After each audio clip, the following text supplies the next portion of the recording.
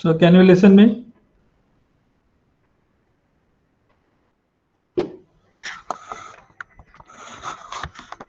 Type your registration numbers.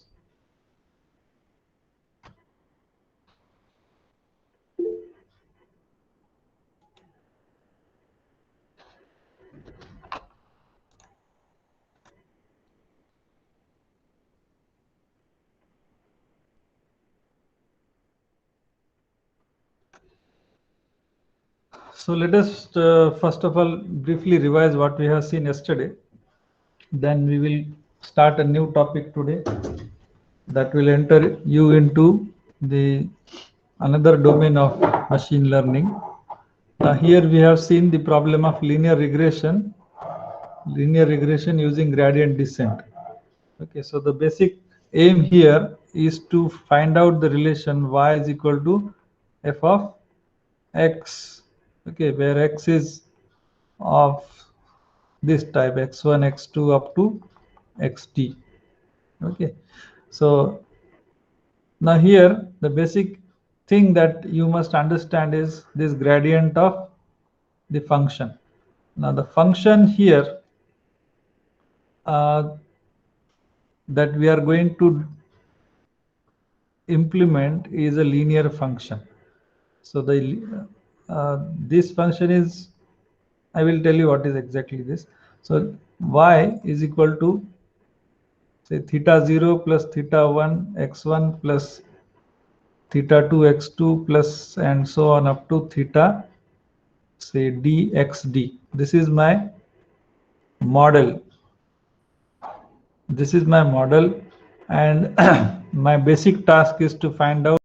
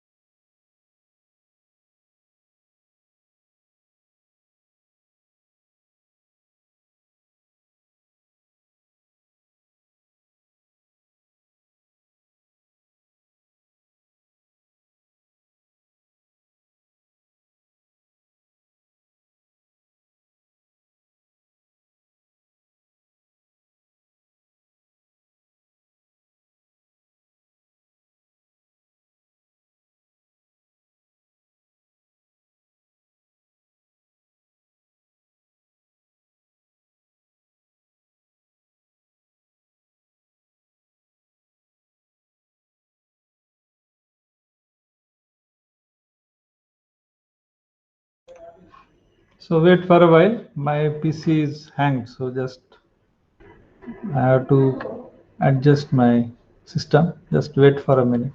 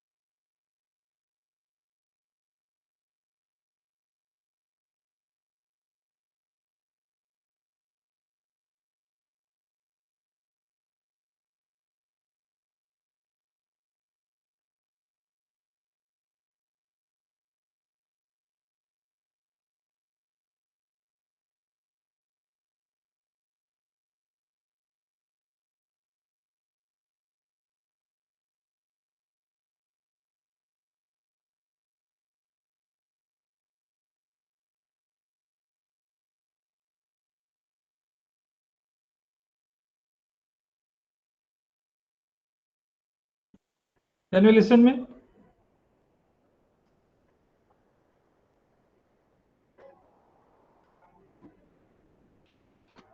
Okay, so let us start.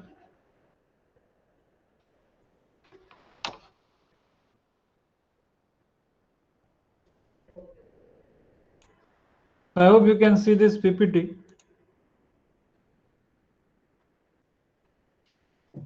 So yesterday we saw this linear regression using gradient descent. So here the F in this case stands for the error function and whose gradient we are finding out.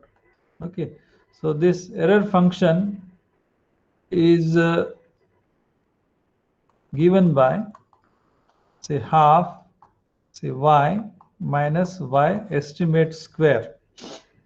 So if I take gradient of this, it is the direction where error is growing towards maxima.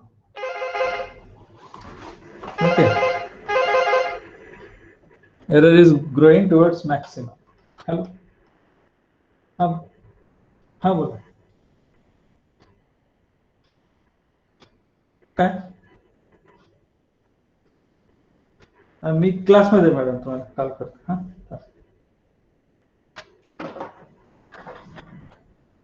So it is showing towards maxima, but as we are interested in moving towards minima, we take negative gradient of error. So that we have seen yesterday. So here is an example of height.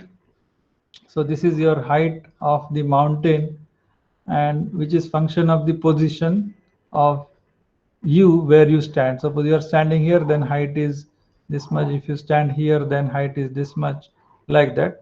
So it is your position, that is xy position, will define you what is your height of the mountain.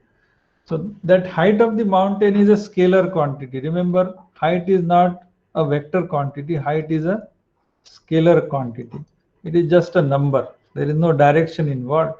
But when you take gradient of height, it will give you direction. It becomes a vector. So gradient of scalar is a vector which gives you direction. The direction is towards maxima. This thing you keep in mind. or you can note down this thing. This will come to you if you study neural network also. Okay, so this is very important, and whole this neural network will be using this principle only, learn with gradients. Okay, even if you say deep learning, that is completely based on gradients. So gradient is very important in learning of computers. So I took this example intentionally, that it's a mountain. So when you see from third or bird's eye view, say the third dimension, which is say coming out of this screen, is z direction or height of the mountain. Then you have xy coordinates here like this. Say this is y and x coordinate. So if you stand over here, then this is h of xy. Okay, so if you stand here, then maybe this is h2 of xy. So like this, you have different heights. So what I can do is I can make say locus of the points where height is same, say like this. Okay, so I can make this locus of all equi-heighted points, so which may look like this. Then if you take gradient of height, say gradient of height at this position, then it will point towards the maxima of the mountain. If you stand over here, then it will point towards maxima of the mountain. So whenever you stand and you take gradient at that point, it will show you maxima. So my aim is to go towards minima, because if this is my error mountain, then I don't want to climb that. Okay, I want to come down from this mountain. So I don't want to travel towards maxima, I want to travel towards minima. I want minimum error, minimum squared error. So we have already defined this. I am writing several times. You can just remember this, that this is my error. Okay, and I want to minimize this quantity.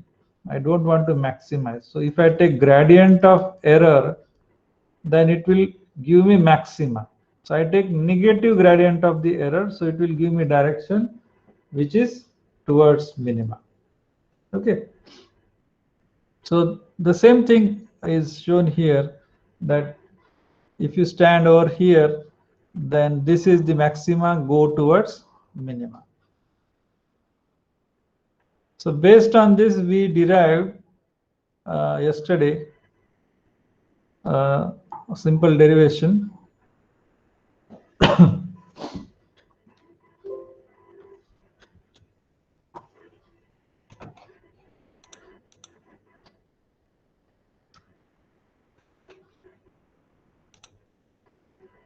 So you can see here, this was my error definition. Then I differentiate with respect to theta. So theta are my parameters in hand. So when you design a system, the controlling elements are thetas. Say y cap is equal to theta 0 plus theta 1 x1 and so on up to say theta d xd, whatever you choose the variable here, say maybe d or n. So the controlling elements to minimize the error, say error is like this. If I want to minimize the error, this y cap must be very close to y. The difference between them should be as small as possible, then this error will go down. So this y cap, how it is computed? Y cap is computed with the help of this equation. Given inputs are fixed, so x you cannot change. Inputs are given to you as x2, x3 and so on up to xd. You cannot play with them. To minimize error, you can play with thetas. Okay, so what is basic aim here is, you start with a random guess of theta. You start with a random guess of theta, and then you keep on adjusting theta such that this error is minimized. Okay, so to do that, what we do, we differentiate, we take the gradient of error and we travel along negative gradient of error with a small step. Okay, and every time we update this by presenting a new pattern. Say I take this differentiation and then I simplify, then I finally got the gradient of error with respect to theta j variable like this. So I can differentiate error with respect to theta 1 or theta 0 initially, then I differentiate with respect to theta 1, then I differentiate with respect to theta 2, and so on up to theta d. And all these differentiations, if I take or collect as a vector, say I have to write like this: dou e by dou theta 0, dou e by dou theta 1, and so on up to dou e by dou theta d. Okay, if I collect like this, then this will be my gradient of error. Okay, then if I take just negative of this, it will be negative gradient of error, then I am traveling towards minima. Okay, from current position.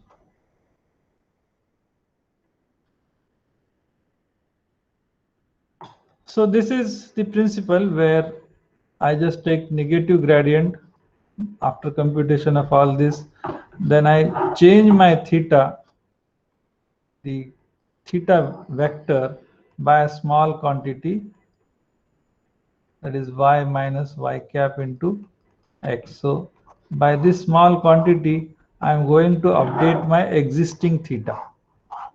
It's like a search for good theta. So what is this algorithm? You start with a random guess of theta, then you keep on searching for a star, x star, or this theta star, such that error is minimum.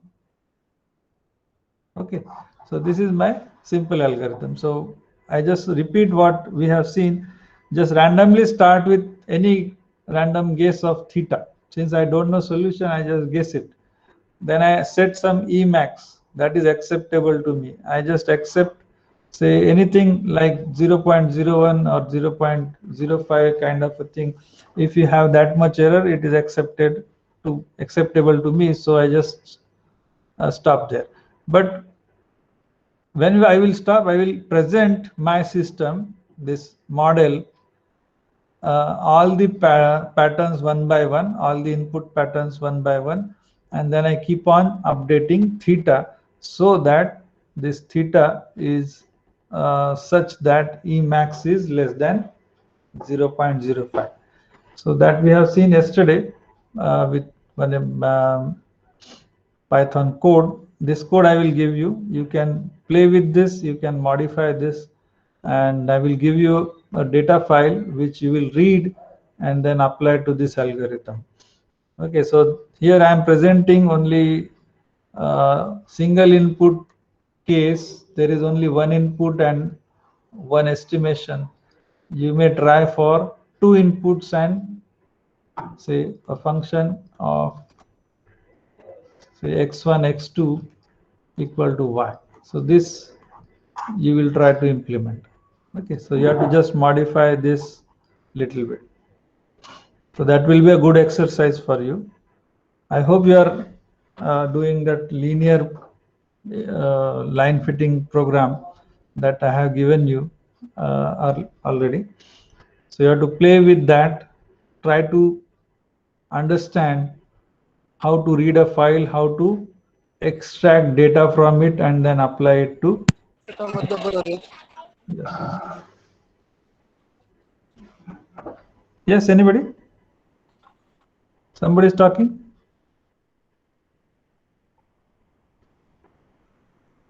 Okay, so I will stop with this regression now. Then we will go straight away to another problem, which is a classification problem. There is a problem with non-linear regression.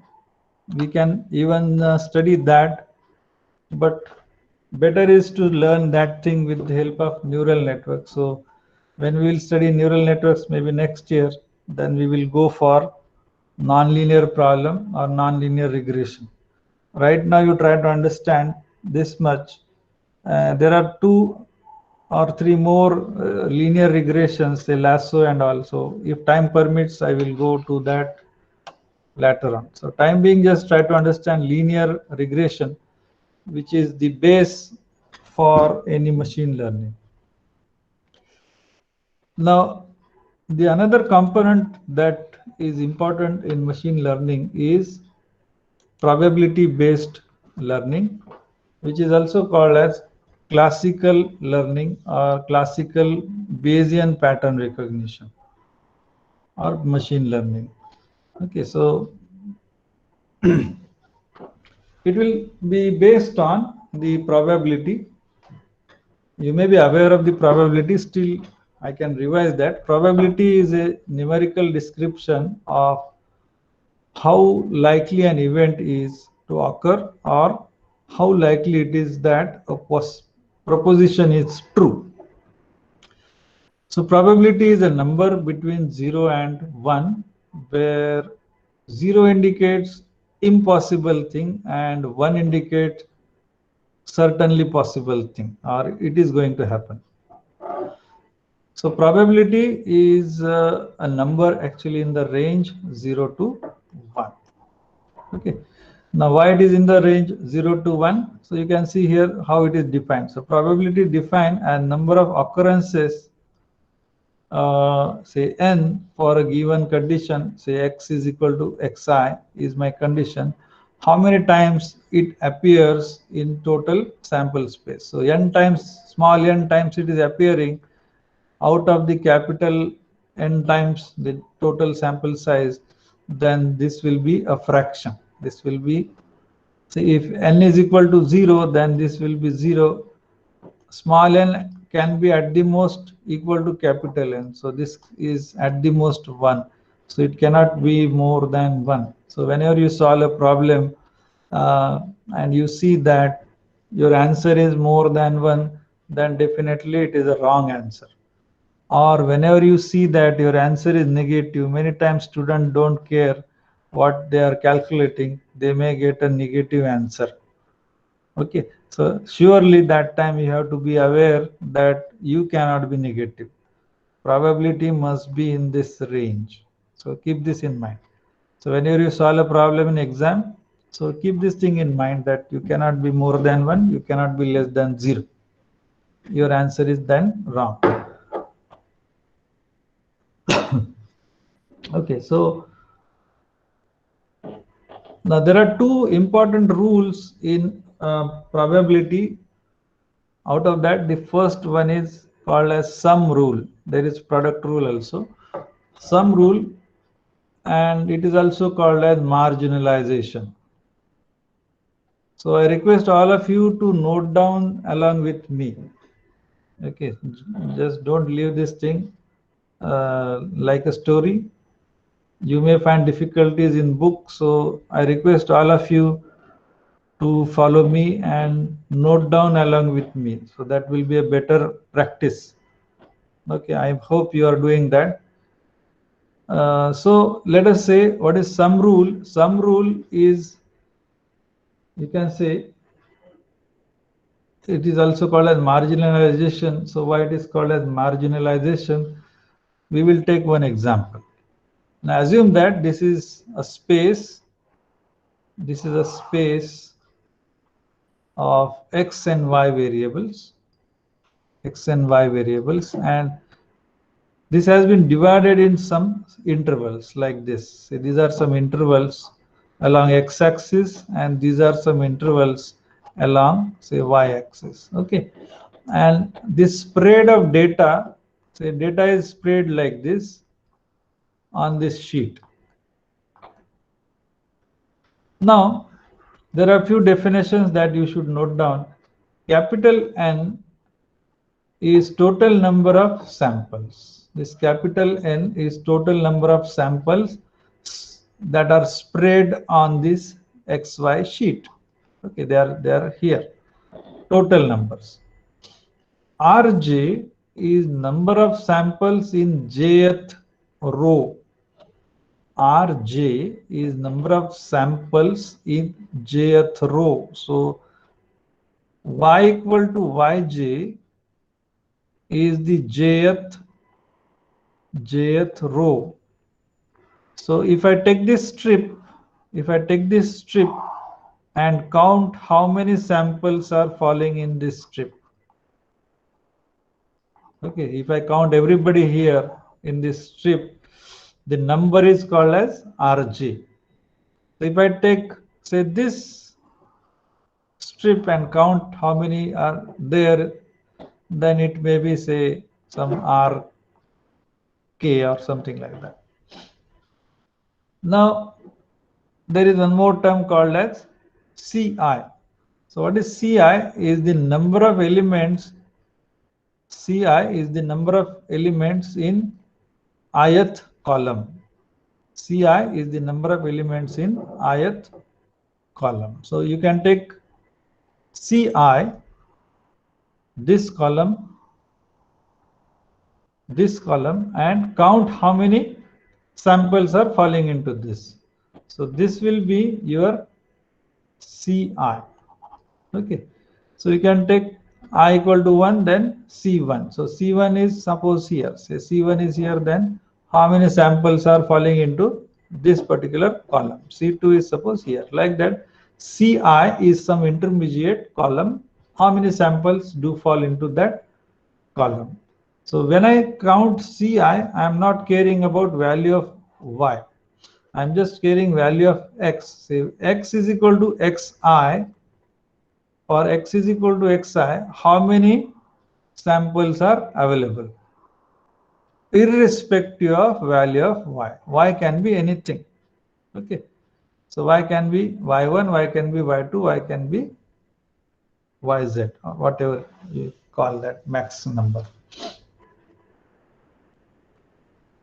Now, there is one more term called as Nij.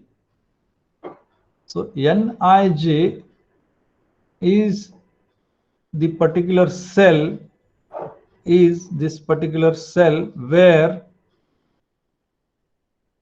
x is equal to xi, value of x is equal to xi, and y is equal to yj.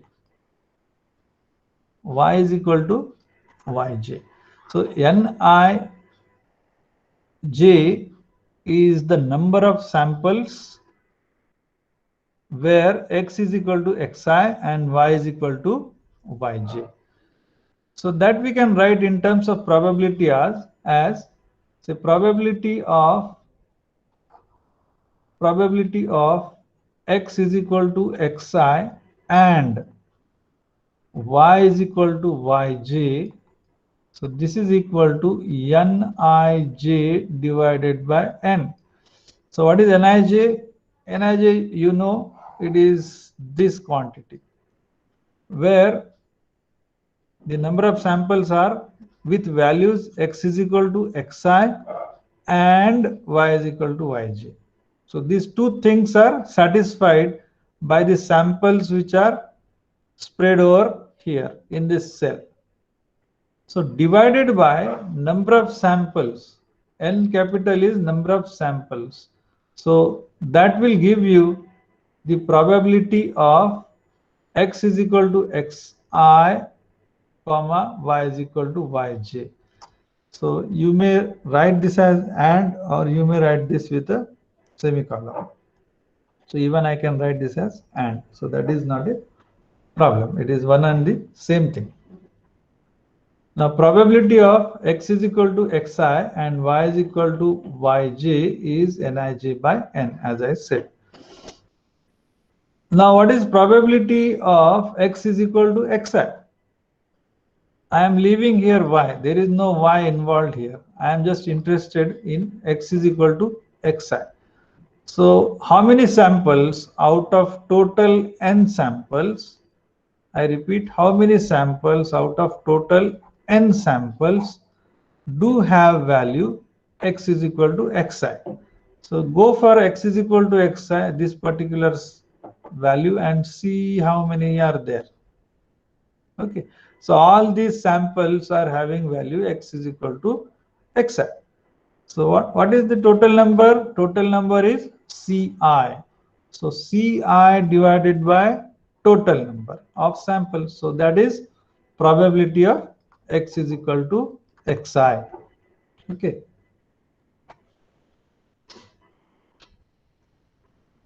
Now that we can write in terms of summation. How I see how I am writing here. So summation, say I am writing like this, summation Nij divided by n. So this j is varying from say 1 to max. So this j is a y variable. This yj variable, this j is ranging from say 1 to whatever is max. Because when I say x is equal to xi, I am not caring about y. That means I am not caring about yj. What is j value? I am not caring. So what I have to do is to make sum of all these samples, how many samples are falling in each cell, I have to add all the numbers, say from j equal to 1 to max. So all the nij's here, I want to add up. Okay. So to add all this, what I do is I run my variable j equal to 1 to max. So that is what we are doing here. J is equal to 1 to max divided by total number of samples.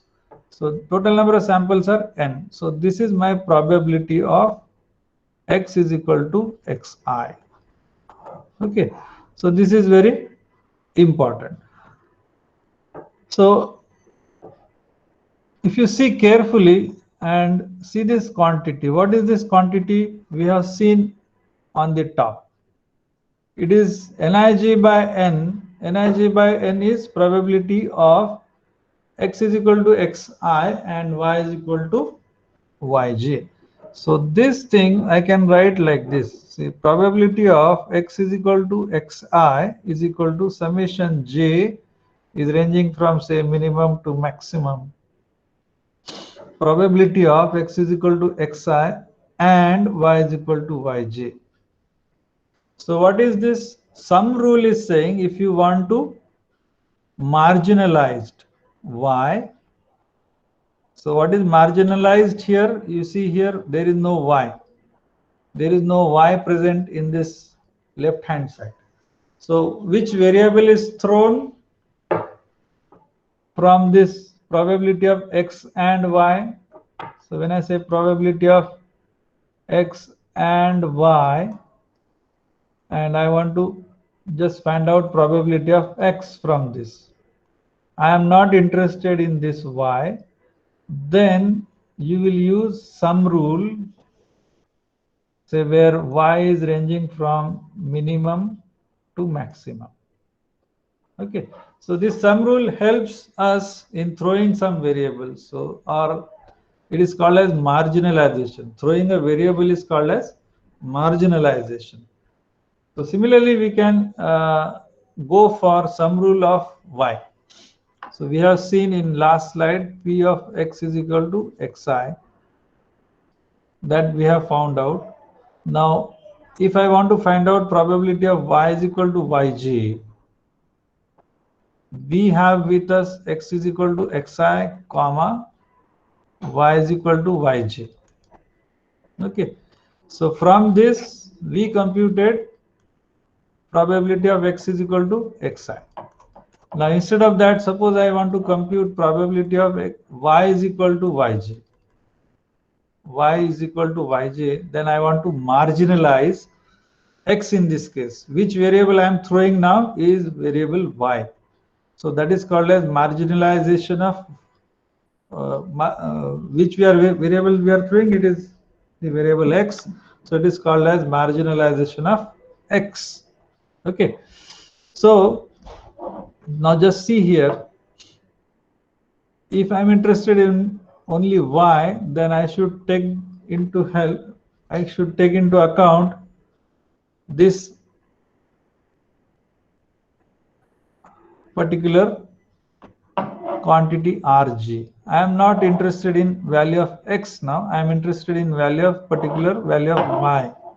So what I am interested in is this just call this row particular. I am interested in only this row. How many samples do fall into that? They are Rj. So Rj by n, Rj by n is probability of y. Here there is no x involved. So it is called as marginalization of x. So this Rj is nothing but sum of the variable I, that is I equal to minima to maximum Nij. You can see from previous slide that my x variable is running from minimum to maximum. Okay, I don't care about now value of I. It can be anything. Rather, it should range from minimum to maximum and I should sum up. Now, if I do that, then I can write this as summation ranging from I equal to minima to maxima Nij by n. So if I take this n inside, then it will be Nij by n.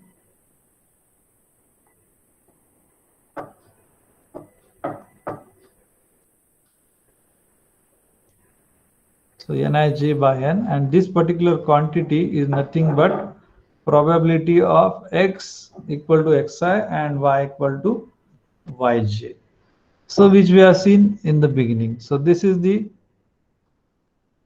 probability of x is equal to xi and y is equal to yj. Out of these two variables, now I am throwing variable x. So it is called as marginalization of x.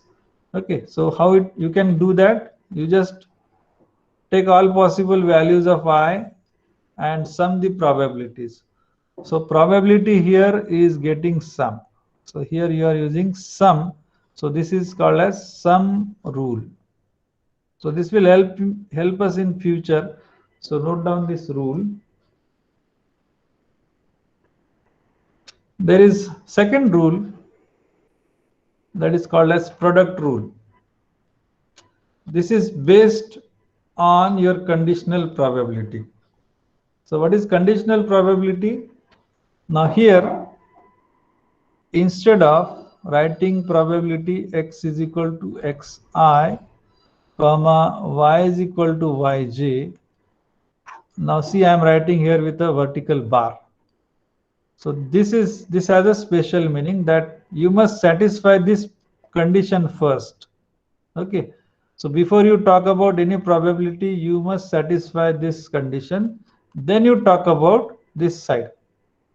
So whenever I say probability A given B, you must first of all satisfy the condition B and then talk about the probability of A.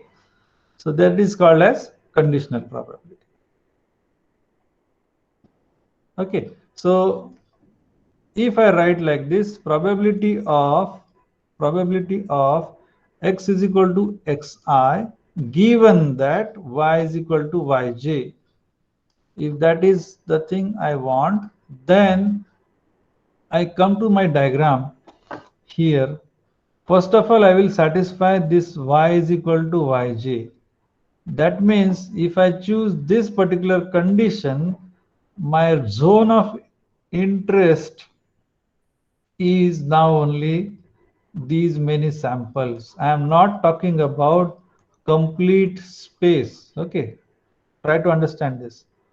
I am not talking about complete space. I am just interested in this strip. So that means out of total number of n samples, now I am interested only in Rj number of samples. Since how many samples do exist in this strip? They are Rj. So I will just talk about RJ now. I am not talking about N. Keep in mind this thing. I am not talking about complete sample space. I am just talking about the RJ. Now, next thing that is asked to me, once you choose this strip RJ, what is probability that X is equal to Xi? So that is my question. Within this given strip, how many times X is equal to Xi?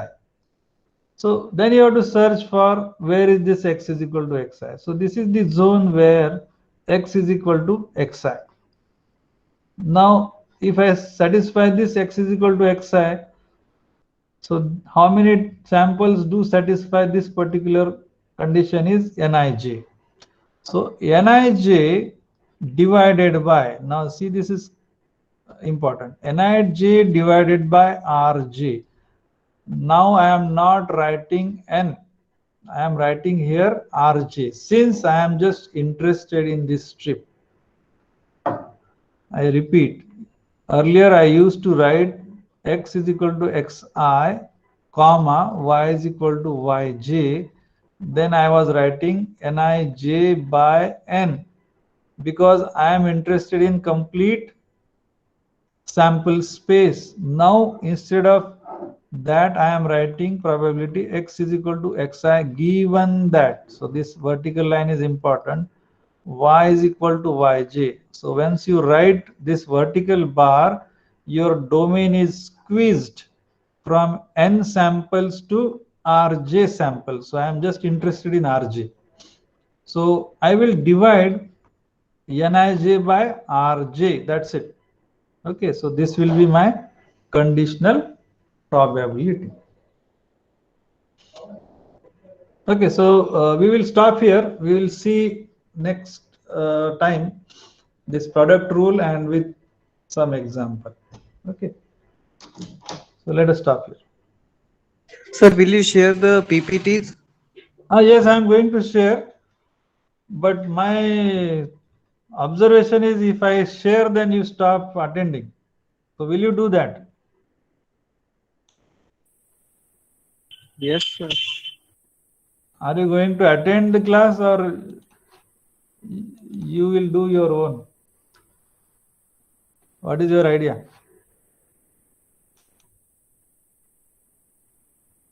I can share slides, no problem. But I will share maybe next week. Since I want you to be in class,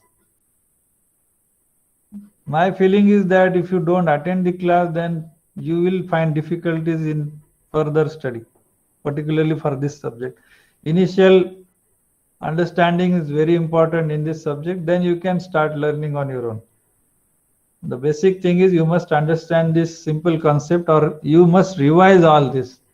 You know, I know these things are there with in your maybe 12th class, but you have to tune yourself towards machine learning for these concepts. Okay, so I will give you definitely, but maybe in the next week. Okay, but videos are with you, you can see them again, no problem. Okay, I immediately post my videos so you can go through them again. Is that fine? So don't miss these initial classes. You will find difficulties otherwise. That is my observation. Fine.